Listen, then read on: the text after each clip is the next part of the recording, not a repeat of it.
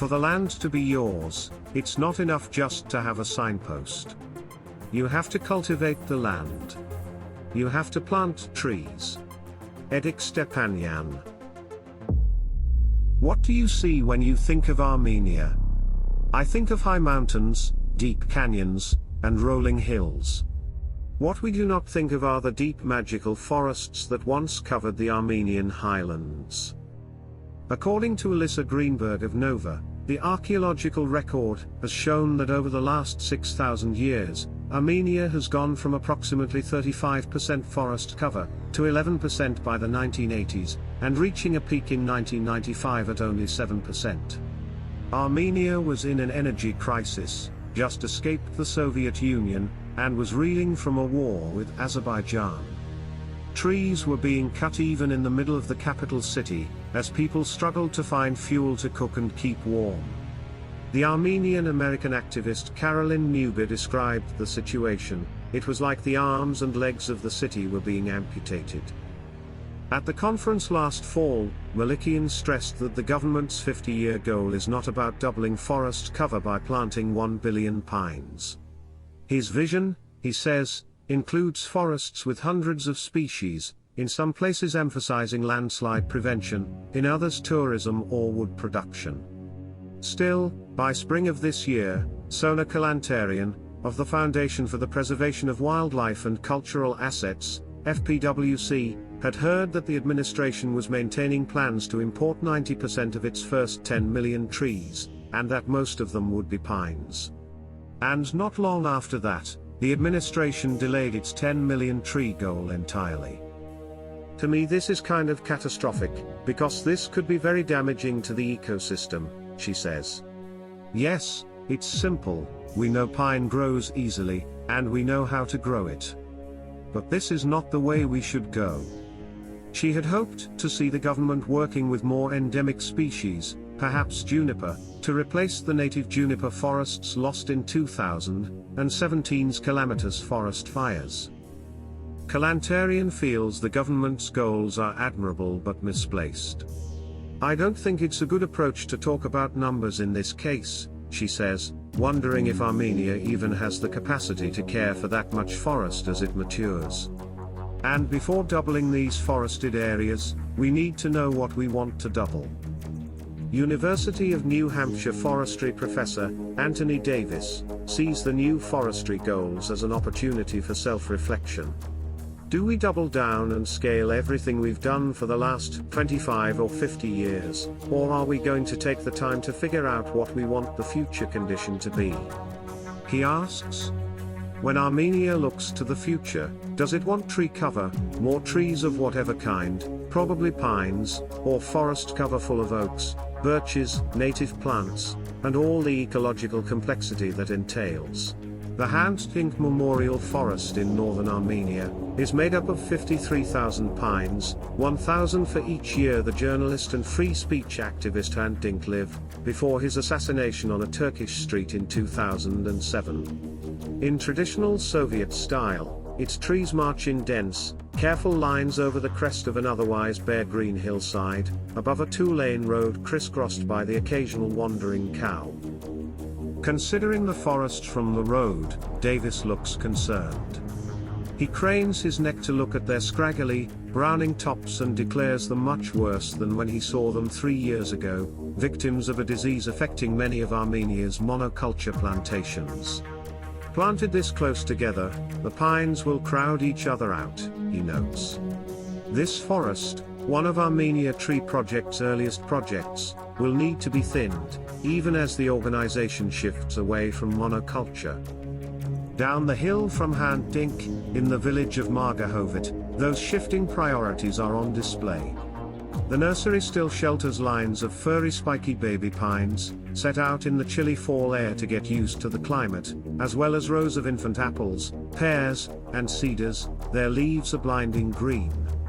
Students from nearby schools often visit to learn about ecology and agriculture, peering at the cedar saplings in the greenhouse, and learning about tree anatomy in a series of bright classrooms, overlooking hills draped in polygons and triangles of pine.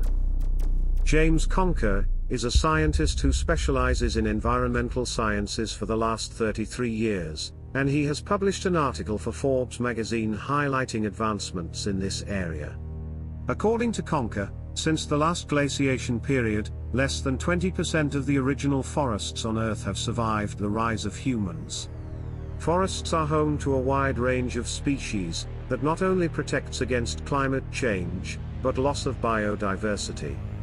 Plants, animals, and countless microorganisms inhabit a forested area, seeking protection from humans, and carrying with them millions of years of genetic diversity. While there have been numerous attempts to reverse the trend, these have all fallen short of expectations, and the ledge of no return is quickly approaching. One of the most endearing treasures of Armenia has always been its natural beauty, but we have entered a new age, one where we can use technology to solve our environmental issues. Flash Forest is a company based in Canada that specializes in reforestation using drone technology. Drones can do the hard labor for humans, at a pace 10 times faster. Currently, the company is working with NGOs, universities, forestry companies, and government agencies to refine their technology. They don't just plant seeds, they plant a variety of species that are native to each location to maximize biodiversity. They prioritize planting permanent diverse forests, instead of managed forests and monocultures. This is accomplished using specialized seed pods that are pre-germinated and designed for each location. This company is looking to expand internationally, cutting costs to 55 cents a tree, and distribute 100,000 seed pods a day, with 2 drone operators. Former NASA engineer Lauren Fletcher has proposed to plant 1 billion trees a year, a truly industrial program with robotic drones. Fletcher has stated the cost of planting can be cut to 15% of the original cost using technology. The drones begin by mapping out the terrain, and gather information on local fauna, which creates a report on the restoration potential of an area. Once this has been approved, a planting route is mapped for the drones to follow. The drones then fire the ground with germinated seed pellets at a rate of 10 seeds per minute. After the seeds are planted, the drones will continue to monitor the ecosystem over time, using the process of precision planting to adjust for the future. After the recent wildfires that ravaged Australia, Airseed's specialized drones have been helping to regenerate the environment. Airseed Technologies is an Australian startup looking to speed up the process of regeneration in the backcountry. Airseed has claimed to have developed a data-driven intelligence system, which can plant 40,000 seeds a day, or about 2 seeds per second. Those seeds are encased in a carbon pod, to act as a barrier for birds, rodents, and insects, and are delivered below the top layer of soil. This is to protect against high winds, or water erosion. Inside each pod is a specific, nutrient-rich biotech solution that helps stimulate early-stage growth of seeds. After teaming up with the University of Technology Sydney, the company plans to expand across the globe by 2023. These startups are just one of many around the globe today, and represent a bright light at the end of the tunnel for Armenia's ecological needs. On October 16, 2019, Prime Minister Nikol Pashinyan announced that 10 million trees are planned to be planted in Armenia. This is meant to symbolize the 10 million Armenians united worldwide, in the creation of the new Armenian state. The Deputy Minister of Nature Protection Vardan Malikian has stated, "We are studying various possibilities for implementing the program, including developing our own Armenian drone, which will participate in the landing."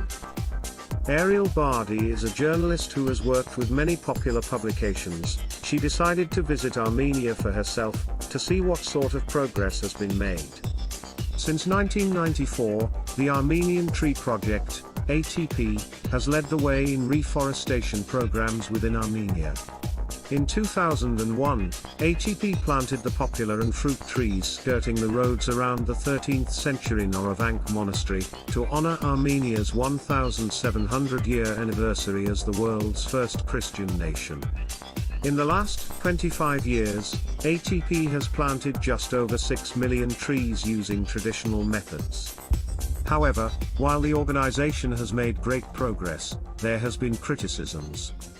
How can you compare these plantations to real forests, which we have and which we are losing now? Karen Manvelian, the director of the World Wildlife Fund, WWF, Armenia, told Ariel Bardi. It's PR. Bardi states, Armenia's new reformist government, led by the former journalist Nikol Pashinyan, has pledged to double the country's tree cover by 2050, as part of Armenia's commitment to the Paris Climate Agreement goals. However, there has been concerns that this is not only unrealistic, but it also drives for quantity over quality, and does not address the main driver of deforestation, mineral mining. According to Manvelian, on the one hand, you say that we take a green direction, but on the other hand, you are giving licenses to new mines. Manvelian sees the reforestation announcement plans as a kind of compensation, which deflects attention from unchecked mining policies. Until now, Armenia has been forced to choose between economic development and preserving the environment, but technology has allowed our abilities to create to catch up with our abilities to destroy. Artur Grigorian is an environmental lawyer who was hired by the Pashinyan administration to inspect mine sites. After a month-long investigation in 2019, he found the mining operations in Jermuk and Kaharan to be criminally illegal, based on environmental concerns. After presenting those concerns to the Prime Minister, he was promptly fired, as Pashinyan was attending the 2019 World Economic Forum in Davos, Switzerland. Grigorian was shocked to hear Pashinyan make bold environmental proclamations in Switzerland, while ignoring the evidence he provided to him back home. The environment belongs to the people, and it is everyone's duty to demand it be upheld by governments. The time has come for a new way to approach the problems of the old, and advancements in technology allow us to turn previous weaknesses into strengths. Those captivating rolling hills of Armenia provide a clean slate to plant the future environment of our children, but we must do it properly. Drone technology provides a cheap and efficient way to do what we could not have hoped to accomplish just 10 years ago. With the tourism industry providing such lucrative jobs in the development of the Armenian economy, we no longer need to make the tough choice between industry and preservation. What used to be a competitive disadvantage in rural communities can become a competitive advantage, and it all starts with you.